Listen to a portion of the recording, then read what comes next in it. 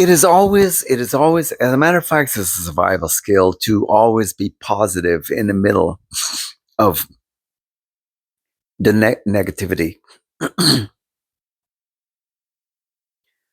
We're looking at a world today, and I remember back in the 70s, the atmosphere was much different. I find it was much more lighter and easier to go outside, and it was always much more um, joyful, much more of a pleasure to step outside and to go outdoors, because there was something about the air that was so, well, even when on a snowy or a dark day, it was always sunny.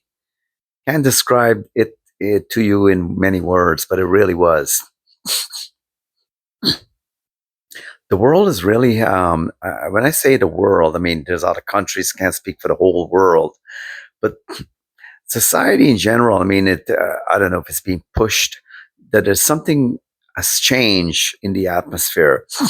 Um, Not only even amongst human beings, but in general. People who have, you see, the thing is, when you do a comparison and you have something to compare what we have in 2025 compared to what was known back decades ago, you have something to compare to. And when simplicity and is at work amongst not the simple, but those who understand that the best things in life are free. And some of the best things you can always do in your life is to be able to say good morning, good evening, holding the door open for other people, being kinder and more thoughtful. It is always produced in people, especially when it was complemented and it was exercised within societies, that it became an overall positive experience.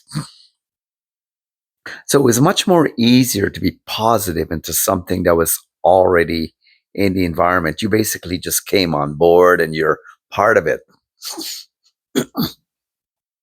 Things have changed dramatically. And there are people who are very unhappy inside because, from what I gather, I think one of the main reasons is, whether it be it's media that's doing it, or other social channels, are training people to be um, hypnotized by flattery. That somewhat flattery is needed to accommodate a person's uh, uh, um, how can I put it, a person's validation to be alive. And the only validation that's really necessary is really going to be your behavior. What's really going on inside? Some of the most happiest people you'll ever meet are people who are practicing what the Bible would speak of. It said, love those as you would love yourself. Do good unto others. You know, exercise kindness. Be a good giver, a wise giver. Um, and when these things begin to become lack in society, it becomes a survival skill to hang on to good values. And still, yet the rewards are always endless, because it has a way of giving back to its owner, or the one who basically cherishes these good ways. And the things that comes back to you are going to be, you're going to be positive. It is natural that you're going to be more happier. You're going to be less of a complainer, and you will be very enabled not to take yourself seriously, to the point that you need to make a point or tell people things without using tactfulness or without being diplomatic.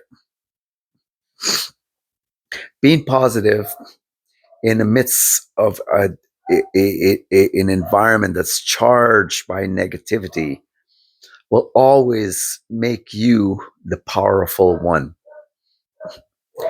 And you will never, ever, ever lack in the good things, because God always rewards them. As a matter of fact, He says this in His Word.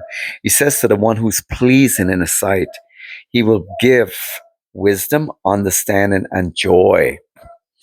And don't ever abandon the good ways that springs forth good to other people.